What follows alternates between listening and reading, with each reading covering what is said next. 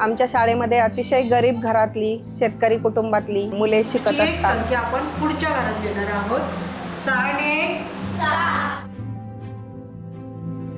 आणि आज giving for good या फाउंडेशनच्या वतीने आमच्या शाळेतील मुलांसाठी स्कूल बॅग तसेच इतर स्टेशनरी साहित्यांचं वाटप करण्यात आलं.